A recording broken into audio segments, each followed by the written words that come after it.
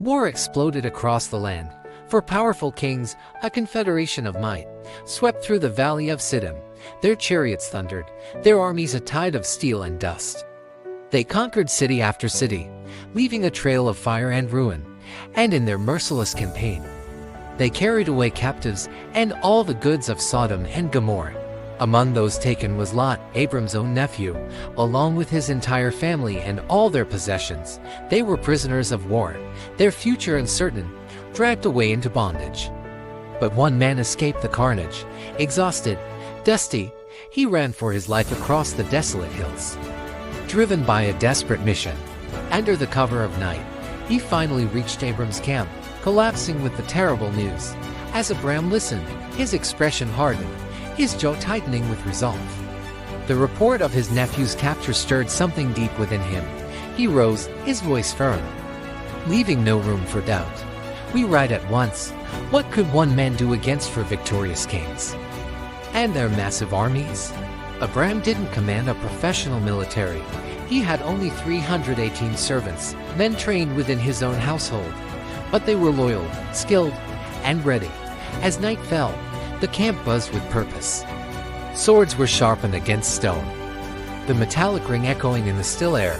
Camels and horses were prepared, their leather harnesses creaking. Torches were lit, their flames dancing in the determined eyes of the men. Abram, a leader not a king, placed his hand over a map, plotting a bold strategy. With only his small, trusted band, he set off in pursuit of an enemy that commanded thousands. Under the cloak of darkness, Abram's plan unfolded. He wasn't going to face the enemy head-on. Instead, he divided his small force, a daring tactic to create the illusion of a much larger army. They struck from multiple directions at once. A coordinated surprise attack that plunged the enemy camp into chaos. Fearless, strategic, and divinely guided, Abram's men were unstoppable. The night erupted with the clash of swords and the shouts of warriors.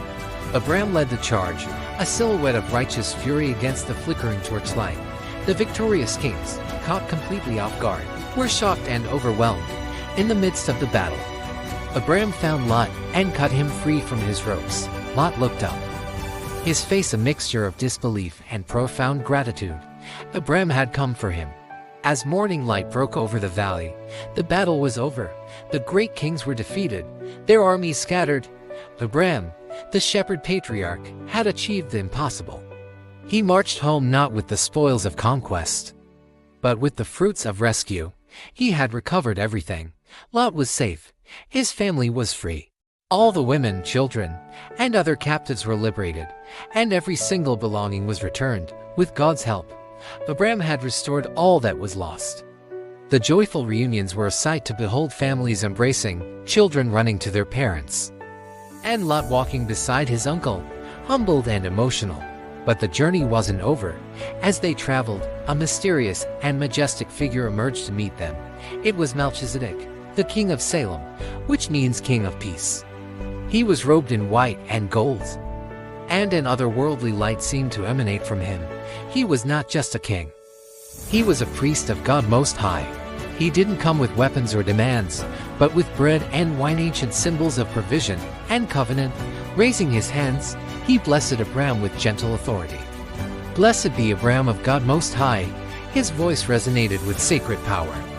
Possessor of heaven and earth, and blessed be God Most High, who has delivered your enemies into your hand. In that moment, before this king-priest, Abram understood the true source of his victory.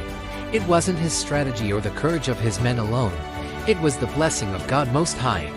Humbled, Abram knelt and gave Melchizedek a tenth of everything he had recovered, a tithe, honoring the God who grants victory. As the sun rose higher, casting a golden glow upon the scene, Melchizedek seemed to recede back into the light, his divine purpose fulfilled.